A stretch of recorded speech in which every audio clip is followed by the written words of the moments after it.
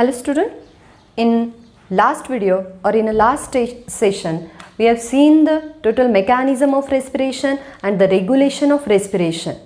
Today we are going to see the respiratory disorders or the respiratory diseases, that diseases which are particularly related with the respiratory tract, that are the nose, nasal nares, that external nares, internal nare, then that neural passages, then nasal cavity, that then pharynx, nasopharynx, oropharynx, then larynx, then trachea, then the bronchus, bronchis and bronchioles, the initial bronchioles and the terminal bronchioles and the alveolar sacs. That total organs of respiratory tract, they have some disorders or the diseases. When they are not feeling well, they are increasing their inability, then it is called as respiratory disorder. The respiratory disorders, they are divided into two types, that lower respiratory tract diseases and upper respiratory tract diseases. The lower respiratory tract diseases and upper respiratory tract diseases, that is the LRTD and URTD. That means lower respiratory tract diseases means the diseases related with, disorders related with the alveolar sacs, alveolar walls, the cavities inside the alveolar sacs, when they are getting inflamed. आता इन्फ्लामेशनचा अर्थ काय होतो? सूज येणं, reddish patches येणं, then लालसर आपण म्हणू पुरळ येणं किंवा तिथे एखादं पू तयार होणं, देन तिथल्या सेल्स इनॅबल असणं रेस्पिरेटरी सिस्टीमला प्रोटेक्शन देण्यासाठी, आणि तो ऑर्गन काम कमी करणं, that is also called as a tuberculosis, तुम्ही ज्याला म्हणता क्षयरोग. तर या सगळ्या गोष्टी कशामध्ये येतात? इन्फ्लामेशनमध्ये येतात. इन्फ्लामेशन आणि इन्फेक्शन दोन वेगळ्या गोष्टी आहेत. Inflammation it related with the total infective disorders, total infective symptoms. That respiratory disorders, they are divided into two types, lower respiratory tract diseases and upper respiratory tract diseases. Upper म्हणजे वरच्या भागाचे, respiratory system जी आहे त्याच्यामधलं नाक आहे, that nostrils आहेत, external internal nare आहे, then the nasal cavity आहे, नेझल चेंबर्स आहेत, देन द लॅरिंग्स आहे, फॅरिंग्स आहे, ट्रकिया आहे. Up to this, that when these organs, upper organs of respiratory system, they are getting inflamed, then they are called as upper respiratory tract diseases. And what is the lower respiratory tract diseases? When the lower organs, that is the bronchus, bronchis, branches of bronchis, bronchioles, initial bronchioles, terminal bronchioles and the alveoles or the alveolar sacs, when they are getting inflamed, the disorder or the diseases, that is called as lower respiratory tract diseases. What is mean by the dis-ease? Dis means uncomfort, that dis means not, and ease means comfort. Not comfort, when any organ feeling not comfort, they are undergoing the discomfort, that is called as disease. व्यवस्थित न वाटणं, खराब वाटणं, तर त्याला आपण काय म्हणू? डिसीज म्हणू. आणि डिसऑर्डर्स म्हणजे व्यवस्थित रोज ऑर्डरप्रमाणे काम करणारे ऑर्गन्स जेव्हा वळणाच्या थोडं बाजूला काम करतात किंवा इन्फ्लामेटेड होतात, इन्फेक्टेड होतात, त्याला आपण काय म्हणूया? That is the respiratory disorders. कुठलाही disorder, but when they are related with respiratory tract, that is called as respiratory disorders. I will tell you the list of respiratory disorders and that are again divided into lower and upper respiratory tract diseases. That is the one of the disease is bronchitis, that is the chronic bronchitis and the acute bronchitis. Then the emphysema, alveolar sacs infected होणं, then the asthma, then the sinusitis, then the laryngitis, pharyngitis, then pneumonia, then the tuberculosis of lungs, and the last one is occupational therapy, that is the occupational respiratory tract diseases. म्हणजे काही लोक त्यांच्या जॉबमुळं त्यांना जे disease होतात, उदाहरणार्थ भुशाच्या दुकानावर समजा त्या लाकडाच्या कापणी यंत्राच्या तिथं काम करणारी जी लोकं आहेत, त्यांना त्या भुशामुळे जर एखादा रेस्पिरेटरी ट्रॅक्टचा डिसीज होत असेल तर त्याला आपण काय म्हणू? That is called as a occupational respiratory tract diseases, that occupational disorders आपण म्हणू त्याला. त्याच्यामध्ये येतात सिलिकॉसिस, अस्बेस्टॉसिस. आपण म्हणू फरशी बनवण्याच्या कारखान्यामध्ये किंवा खाणीमध्ये, सिलिकॉनच्या खाणीमध्ये, ॲस्बेस्टॉसिसच्या खाणीमध्ये, कोळशाच्या खाणीमध्ये जे मजूर काम करतात त्यांना रोजच्या त्यांच्या ऑक्युपेशनमुळे होणारा जो डिसीज आहे त्याला आपण काय म्हणू, disease caused by their occupation. Occupation म्हणजे जॉब म्हणू, नोकरी म्हणू, काम म्हणू, दैनंदिनीचं रोजच्या जगण्यासाठी करावं लागणारं काम, त्याला ऑक्युपेशन म्हणू. तर it is some of the diseases, but we are going to learn today, we are going to learn two of them diseases, that is the bronchitis and asthma. That you are observing here the tabular arrangement of the diseases. Firstly, the introduction of disease, then the causes of disease, then the symptoms of disease and treatment of disease. And we are going to see the two diseases, and first of that it is the bronchitis and then the asthma. त्याच्यापैकी आपण बघूयात bronchitis.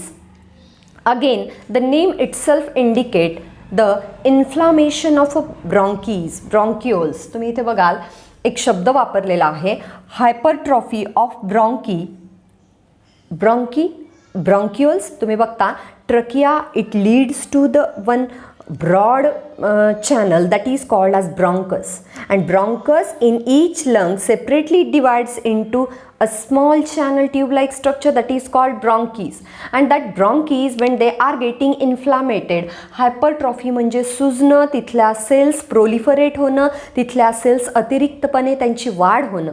आता एखाद्या गोष्टीची अतिरिक्तपणे वाढ कधी होते, एखादा ऑर्गन सुजतो साईजमध्ये, म्हणजे काय होतं तर तिथल्या सेल्स खूप ॲक्टिवली काम करायला लागतात, त्यांचा ओव्हरयूज होतो. तर इथं काय दिसतं, हायपरट्रॉफी ऑफ ब्रॉन्किओल्स किंवा ब्रॉन्कीज आतून सुजतात, त्यांच्या तिथे सूज येते, तिथल्या सेल्स जास्ती काम करतात. And growth of excess cells, तेवढ्या सेल्स पुरत नसतील कामाला तर अजून सेल्सची तिथं वाढ होते. Then goblet cells secrete mucus, that in the tissue study, तुम्हाला जी हिस्टॉलॉजी आहे 11thला टिश्यू स्टडी झाले त्याच्यामध्ये कॉलुमनार इपिथिलियम एक प्रकार आहे. And that कॉलुमनार epithelium it is divided into ciliated columnar epithelium. They are having the nucleus at their base. They are pillar-like cells, elongated cells with the cilia, or cilia are absent, that is called non-ciliated columnar epithelium. And in the columnar epithelium, one of the cell is present, that is the germinal epithelium. It produces gametes or the ova again or the sperm, but when they are secreting this type of cell, it is called as goblet cell. याला goblet cell म्हणू आपण. आणि याचं काम आहे, जो blue कलरचा area फुलदाणीसारखा दाखवलेला आहे, एवढ्या एरियाचं काम काय आहे, इट इज गोबलेट सेल. याला आपण गोबलेट सेल म्हणू. They are belong to the columnar epithelium. Columnar इपिथिलियमचा प्रकार आहे आणि याचं काम काय, they are secretory in nature, काहीतरी तयार करतात ते. What they are secreting, goblet cell secrete mucus, and that mucus secreted in excess amount. चिकट पदार्थ, आपल्या शरीरामध्ये चिकट पदार्थ कुठे तयार होतात, नाकामध्ये. देन फॅलोपियन ट्यूब्समध्ये, जिथं एगला पुढे ट्रान्सफर करायचं आहे.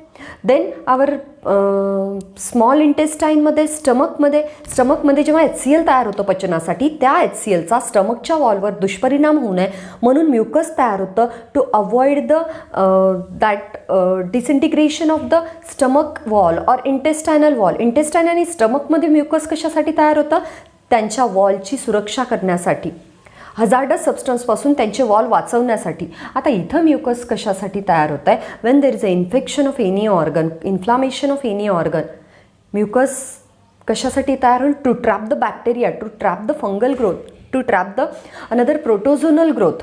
आणि एक्सेस ऑफ म्युकस तयार होत असेल कुठेही तर समजायचं त्या ऑर्गनला सुरक्षेची गरज आहे, म्हणून म्युकस तयार होत आहे. तुम्ही बघाल घशामध्ये आपल्या चिकट स्त्राव तयार होतो, ज्याला आपण कफ म्हणू, स्पुटम म्हणू. कधी तयार होत आहे, tonsils or the lymph node present in the neck or the larynx area, they are secreting the excess of mucus while there is a bacterial infection, viral infection, and they trap that bacteria inside that sputum or inside that swab or inside that the yellow greenish color sputum, and they are exaggerated through the nose or the mouth. आणि आपण तोंडावाटे किंवा नाकावाटे त्याला बाहेर काढतो access of mucus तयार होत असेल तर. गोबलेट सेलचं फंक्शन काय, तर म्युकस तयार करणं. बट हा म्युकस जर एक्सेस अमाऊंटमध्ये तयार होत असेल तर काय समजायचं, तिथं सुरक्षेची गरज आहे, तो ऑर्गन इन्फ्लामेटेड झालेला आहे.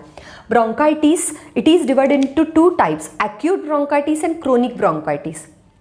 ॲक्यूट म्हणजे रेस्पिरेटरी डिसिजेस किंवा डिसऑर्डरनी निर्माण झालेला, सर्दी झाली आहे, खोकला झाला आहे, स्मोकिंग किंवा पल्युटंट्सच्या जास्त संपर्कात राहिल्यामुळे, खूप शहरात राहिल्यामुळे, जेव्हा किंवा जिथे एखादे लोक जॉब करतात गॅरेजवर वगैरे, एखाद्या केमिकल कंपनीमध्ये त्याच्या संपर्कात राहिल्याने पल्युटंट्सच्या, ज्याच्यामुळे पोल्युशन होतं त्याला पोल्युटंट्स म्हणू त्या सबस्टन्सला, त्यामुळे जर एक व्यक्तीला त्रास होत असेल आणि त्यामुळे जर आपण म्हणू की ब्रॉन्कायचं इन्फेक्शन होत असेल, that the inflammation or infection to the bronchs in the very less days, खूप कमी दिवसासाठीचं इन्फेक्शन असेल तर त्याला आपण ॲक्यूट ब्रॉन्कायटिस म्हणू.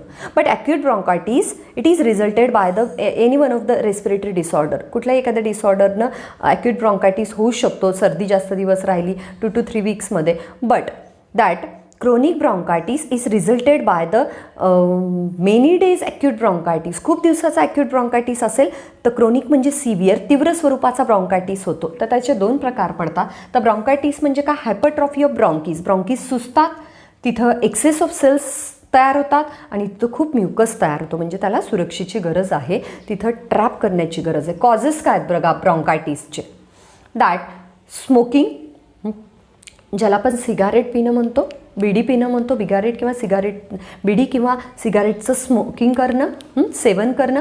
Then that air pollution, it is an abnormal surrounding around us, म्हणजे एन्व्हायरमेंटची जी नॅचरल परिस्थिती आहे त्याचं डिस्टर्ब्ड होणं, त्याला आपण पोल्युशन म्हणू. And there are 3 types of pollution, air, water, soil and noise also. That and the substances which causes air pollution, that is called air pollutants, like the carbon monoxide, carbon dioxide, sulfur, नायट्रोजनचे oxides असो, वेगवेगळे chemical कंपनीमधून निघणारे exhaust gases असो, they are causing the air pollution. Smoking किंवा ह्या पोल्युटंट्सचं present असणं आपल्या बाजूला एखाद्या व्यक्तीच्या ब्रॉन्कायटिससाठी काय ठरतं, कारणीभूत ठरतं. सिम्पटम्स काय आहेत बघा, लक्षणं काय आहेत ब्रॉन्कायटिसची. कुठलाही रेस्पिरेटरी डिसऑर्डर असेल तर सगळ्यात पहिलं लक्षण असतं खोकला, coughing. That coughing, green yellow sputum, sputum म्हणजे आपण म्हणू कफ आहे की नाही. दॅट थुकी, जी थिक म्युकस, थिक चिकट पदार्थाचं गोळा होणं म्हणजे स्पुटम म्हणतो आपण. आणि हाच स्पुटम जेव्हा ग्रीन आणि येल्लोइश होत असेल, म्हणजे तो जास्त डेव्हलप होत असेल, जास्त त्याच्यामध्ये बॅक्टेरियाला मारण्यासाठी जास्त अँटीबायोटिक्स तयार होत असतील, तर त्याला आपण ग्रीन आणि येल्लो स्पुटम म्हणू. एक्सेस म्युकस सिक्रिशन, खूप चिकट स्त्राव तयार व्हायला लागतो, कुठं, घशामध्ये, नाकामध्ये, ब्रॉन्कीजमध्ये. आणि बघा तुम्ही, जर एखाद्या चॅनलमध्ये, हे आपले ब्रॉन्कीज आहे, इथं थोडं मोठं करून दाखवेल मी. ह्या ब्रॉन्कीजमध्ये तुम्ही बघाल, जर म्युकस साचायला लागला, रेड कलरमध्ये म्युकस दाखवते मी, म्युकस साचायला लागला तर एअर पॅसेजला किती जागा राहील, खूप कमी जागा राहील. जसं एखाद्या पाईपमध्ये खूप कचरा अडकला आहे, त्या पाईपमधून जाणाऱ्या पाण्याची अमाऊंट कसं होईल, कमी होईल. पुढे समजा एखाद्या गावात पाईपलाईन आहे नळाची, एखाद्या जागी कचरा अडकला तर त्या पुढे जी घरं असतील त्यांना कमी पाण्याचा पुरवठा होईल. तर इथं तुम्हाला दिसेल की ट्रीटमेंट सिम्टम्स काय, तर कफिंग होतं, ग्रीन अँड येलो स्पुटम होतं आणि म्युकस सिक्रेशन खूप झाल्यामुळे अल्व्हेओलार सॅक्सपर्यंत हवा कमी पोचते. Efficiency of respiration is decreases. Then treatment काय असेल, याच्यावर सगळ्यात सोपी ट्रीटमेंट आहे, that is the bronchodilator drugs किंवा ब्रॉन्कोडायलेटर स्प्रेज किंवा औषधं असतील नाकाद्वारे, तोंडाद्वारे घेण्याची. तर ब्रॉन्कीजला डायलेट करणारे, म्हणजे त्यांची रेडियस किंवा जी ब्रेड्थ आहे, डायमीटर ती वाढवणारे ड्रग्स जे असतील ते वापरता येतील. आणि अँटीबायोटिक्स, असे काही केमिकल्स की आता बघा, हे डायमीटर वाढवणं किंवा आपण म्हणू त्याची ब्रेड्थ वाढवणं, हे नंतरचे ट्रीटमेंट आहेत. आपण बघू की हे स्पुटम किंवा म्युकस कशामुळे तयार झालेलं आहे, तर तिथं होणारं बॅक्टेरियल किंवा व्हायरल किंवा फंगल इन्फेक्शन थांबवण्यासाठी. तर मुळात ट्रीटमेंट कशावर करावी लागते, ते बॅक्टेरिया किंवा व्हायरस किंवा प्रोटोझोन कमी व्हावेत, त्यानंतर आपोआप ही सगळी लक्षणं काय होतील, कमी होतील. एक तर स्मोकिंग करणाऱ्या व्यक्तीने काय केलं पाहिजे, प्रिव्हेन्शनमध्ये ब्लॅक बॉक्समध्ये मी दाखवलेलं आहे की अवॉइड स्मोकिंग. सगळ्यात महत्त्वाचं म्हणजे सिगरेट किंवा बिडीचं सेवन थांबवलं पाहिजे. एखादा व्यक्ती जर एखाद्या जागी जॉब करत असेल, त्याला ते टाळणं अशक्य असतं, की एखाद्या केमिकल इंडस्ट्रीजमध्ये मग त्यांनी काय केले पाहिजे, that is the mask use केले पाहिजेत, फिल्टर्स यूज केले पाहिजेत. देन दॅट आणि त्या इंडस्ट्रीजला इंडस्ट्रियल लॉजचं पालन केलं पाहिजे, म्हणजे फिल्टर्स त्या फॅक्टरीला लावले गेले पाहिजेत. देन ब्रॉन्कोडायलेटर ड्रग्सपेक्षा अँटीबायोटिक म्हणजे ते फंगस किंवा बॅक्टेरिया मारण्यासाठी त्यांच्यावर इलाज केला पाहिजे. Use the antibiotic the chemicals which are use to kill the bacteria or the fungus. Then prevention काय केलं पाहिजे, avoid exposure to smoke and smoking. जरी आपण स्मोकिंग करत नसलो तरी स्मोकिंग करणाऱ्या व्यक्तीच्या जवळपास थांबणं. देन केमिकल इंडस्ट्रीज आहेत त्याच्या जवळपास घर असणं हे सुद्धा ब्रॉन्कायटिसचं कारण असू शकतं. तर प्रिव्हेन्शन म्हणजे काळजी काय घेतली पाहिजे हे सुद्धा एक ट्रीटमेंटचा भागच आहे. Then the second one disease is asthma. It is the total bronchitis. And ह्या सगळ्यांच्यावर एक फायनल एक उपाय असू शकतो, that when our immunity is strong, then any respiratory disorders can't damage our alveolar sacs or our respiratory tract completely. जर आपली immunity चांगली असेल तर रेस्पिरेटरी ट्रॅक्ट आपला लवकर डॅमेज होणार नाही. देन इम्युनिटी चांगली होण्यासाठी आपण म्हणू की सगळ्यात महत्त्वाचं आपलं ब्लड शुद्ध राहिलं पाहिजे, आपलं खाण्यापिण्याच्या सवयी व्यवस्थित असल्या पाहिजेत, एक्झरसाईज व्यवस्थित असली पाहिजे आणि आपल्याला लंग्सचा व्यायाम होण्यासाठी आपलं श्वासाचे व्यायाम आपण म्हणू रेस्पिरेशन एक्सेलेशन आणि इन्हेलेशनचं टायमिंग आपण वाढवलं पाहिजे, ज्याला आपण काय म्हणतो प्राणायाम, म्हणजे श्वास नियंत्रित करून केला जाणारा व्यायाम ज्याला आपण एरोबिक्ससुद्धा म्हणू शकतो. तर ते सुद्धा अप्लाय केले पाहिजेत. Then the second one disease is asthma. What is the asthma. सगळ्यात आपल्याला माहिती आहे की अस्थमा म्हणजे श्वास घेताना आवाज येतो थोडासा, आहे की नाही. तर अस्थमा म्हणजे काय होते, contraction or spasm. Spasm means that smooth muscles of the lungs area they are getting contracted automatically or accidentally. That contraction of smooth muscles of bronchioles. आपण बघतोय हे जी ब्रॉन्कीज आहेत आणि ब्रॉन्कीजच्याही ब्रांचेस आहेत, initial and terminal bronchioles, they are getting contracted. ते हळूवारपणे कॉन्ट्रॅक्ट होत जातात. मग ते कॉन्ट्रॅक्ट होणं वेगवेगळ्या कारणांनी असतं. मग ते ॲलर्जीन्सनी असो. ॲलर्जीज म्हणजे आपण आपल्या बॉडीची एक ॲबनॉर्मल अवस्था आणि ही अवस्था ज्या गोष्टीमुळे येते त्याला आपण ॲलर्जीन्स म्हणतो. फॉरेन सबस्टन्स बॉडीच्या बाहेरून काही येणारे आपण म्हणू फॅटी सबस्टन्स असतील, देन पोलन ग्रेन्स असतील, एखादं परफ्यूम असेल, एखाद्या पर्टिक्युलर गोष्टीचा वास असेल, फूडमधलं एखादं फूड कंपोनंट असेल, कुठल्याही गोष्टीची ॲलर्जी असू शकते. आणि ही ॲलर्जी असल्यामुळे ब्रॉन्क्युल्सच्या मसल्स आपण म्हणू खूप आनंद होणं आहे, खूप दुःख होणं आहे, इमोशनल स्ट्रेस आहेत, त्यामुळे सुद्धा स्मूथ मसल्स काय होतात, कॉन्ट्रॅक्ट होतात. तर ब्रॉन्क्युलच्या स्मूथ मसल्समध्ये स्पॅझम म्हणजे आखडण येणे. आखडण म्हणजे ते कॉन्ट्रॅक्ट होताना त्रास होणे आपण म्हणून. That contraction of smooth muscles of bronchioles it is called as asthma. अस्थमामध्ये काय होतात, ब्रॉन्क्युल्सच्या ज्या स्मूथ मसल्स आहेत, ब्रॉन्क्युल्स आणि त्याच्या आजूबाजूच्या ॲल्व्हेओलार सॅक्सच्या स्मूथ मसल्स आहेत, ह्या काय होतात, कॉन्ट्रॅक्ट होतात, स्पॅझम निर्माण होतो त्यांच्यामध्ये, ज्याला आपण वात वगैरे येणं म्हणतो तसा प्रकार. देन कॉजेस काय आहे, कारणं काय आहेत अस्थमाची, that it is also a genetic thing. एक जेनेटिक गोष्ट आहे ही की पिढ्यानपिढ्या चालत येऊ शकते. देन अस्थमा प्रोलॉंगड एखाद्या ॲलर्जीन्सशी संपर्कात आल्यामुळे खूप काळासाठी एखादा व्यक्ती कोळशाच्या खाणीत काम करतो त्यालाही अस्थमा होऊ शकतो. मुंबई, पुणे, नागपूर, नाशिक, महाराष्ट्रातली ही गावं आहेत किंवा भारतातली जी राजधानीची गावं आहेत स्टेटच्या किंवा खूप मोठी शहरं आहेत, तिथं खूप इंडस्ट्रीज असतात, तिथं व्हेकलची संख्या जास्त असते, तिथं कार्बन डायऑक्साईड आणि मोनॉक्साईड सोडणाऱ्या व्यक्तीची म्हणजे पॉप्युलेशन जास्त असतं आणि ह्यामुळे वातावरणात कार्बन मोनॉक्साईड किंवा कार्बन डायऑक्साईडचं प्रमाण जास्त होतं आणि यांच्या संबंधात खूप दिवस राहिल्यामुळे, झाडांची संख्या कमी असल्यामुळे लंग्सची कॅपॅसिटी एखाद्या व्यक्तीची कमी होते आणि ऑक्सिजन घेण्याची क्षमता कमी होते. तो व्यक्ती ऑक्सिजनच्या कमतरतेमधून जातो, ज्याला हायपोक्झिया म्हणू. ऑक्झिया आणि हायपोक्झिया, दॅट ऑक्सिजनची कमतरता निर्माण होणं. तर काय होतं आहे बघा, कॉजेस काय, hyper sensitivity to foreign substances. पण सगळ्यात महत्त्वाचं कारण काय असेल की शरीराच्या बाहेरून येणारे जे पदार्थ आहेत शरीरामध्ये त्याच्याशी हायपर सेन्सिटिव्हिटी असणं, आपण त्यांना व्यवस्थितपणे डील करू न शकणं, फाईट न करू शकणं, त्याला आपण काय म्हणू, हायपर सेन्सिटिव्हिटी म्हणू. फॉरेन सबस्टन्सेसमध्ये काय येतात, फूड पार्टिकल येतात, UV रेज येतात, इन्फ्रारेड रेज येतात, आपल्या औषधातून जाणारे केमिकल्स येतात. देन आपण डे टू डे लाईफमध्ये जे कॉस्मॅटिक्स वगैरे वापरतो तर ते सुद्धा येतात. देन सिम्टम्स काय असतील अस्थमाचे, अगेन द कफिंग, खोकला येतो. देन रायनायटिस म्हणजे सर्दी होते वारंवार. देन व्हिजिंग कशाला म्हणतो आपण, श्वास घेताना आवाज येणं.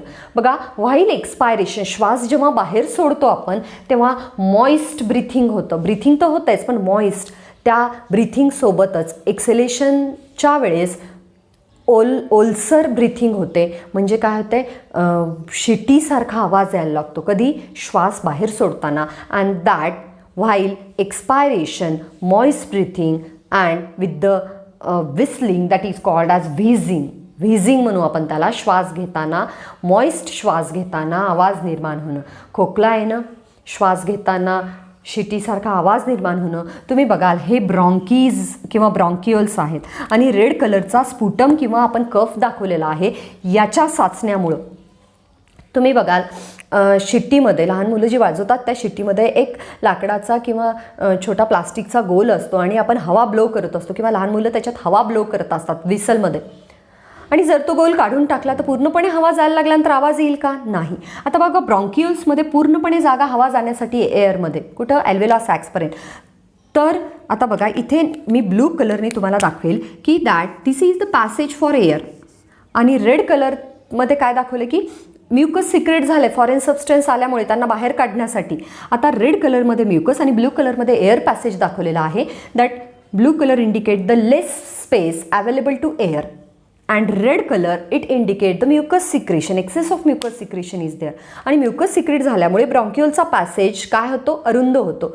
दॅट त्याची डायमीटर कमी होते. And in the smaller area when air passage it produces sound. आणि ह्या थोडक्या जाग्यातून जर एअर जात असेल ॲल्व्हेला सॅक्सपर्यंत ती आवाज निर्माण करते, म्हणजेच व्हिजिंग निर्माण करते. तर बघा, ब्रॉन्कोडायलेटर ड्रगनी काय होतं की हे म्युकस काय होतं, पातळ होतं. एक तर नाकातोंडावाटे बाहेर पडतं किंवा इंटेस्टाईन आणि एक्सक्रिशनद्वारे बाहेर पडेल, इजेशनद्वारे.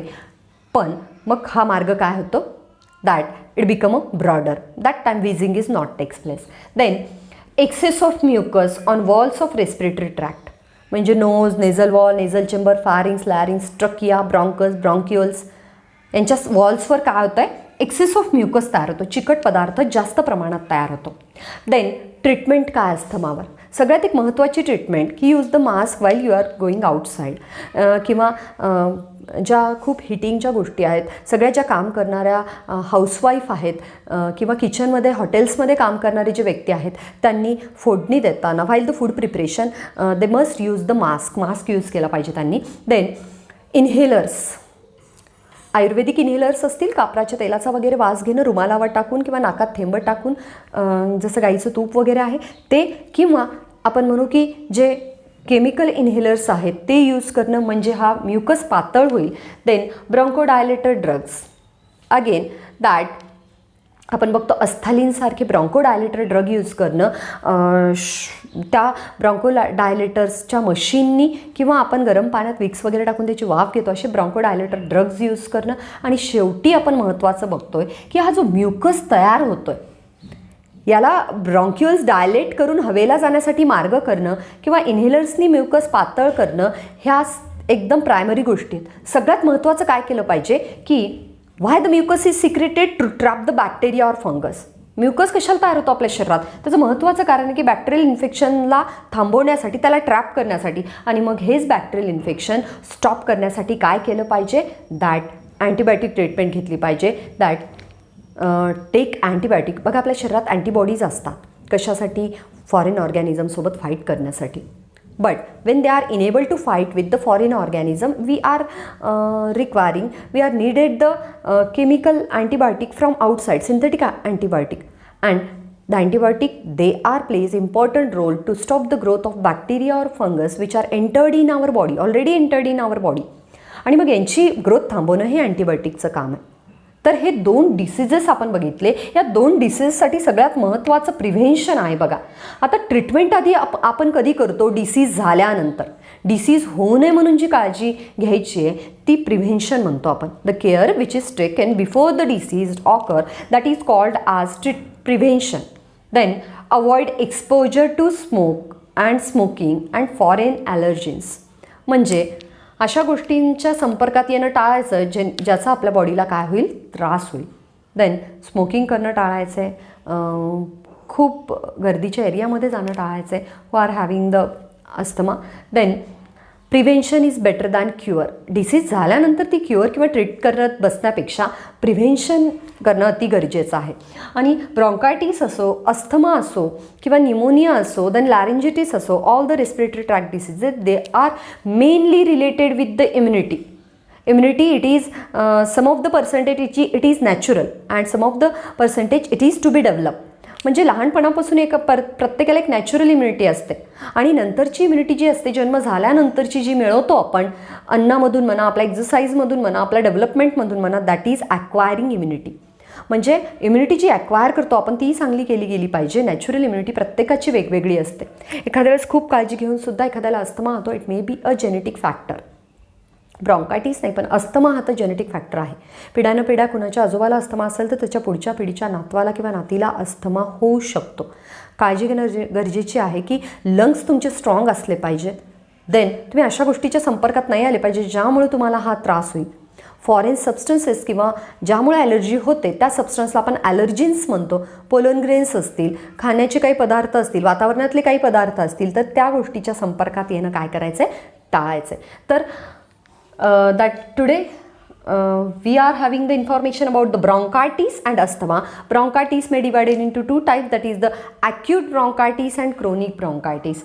And the asthma, bronchitis, pneumonia, they are leads to the final disease, that is the emphysema. एम्फिझेमा म्हणजे ॲल्व्हेला सॅक्सच्या वॉल्स ब्रोकन होणं, त्या खूप इन्फेक्टेड होणं. ते आपल्याला नेक्स्ट व्हिडिओमध्ये बघायचं आहे. That today we are having the session about the bronchitis and asthma, that are the respiratory disorder. And respiratory disorder, they are divided into upper respiratory tract disorders or diseases and lower respiratory tract disorders, and these both disorders are related with the lower respiratory tract diseases, LRTD.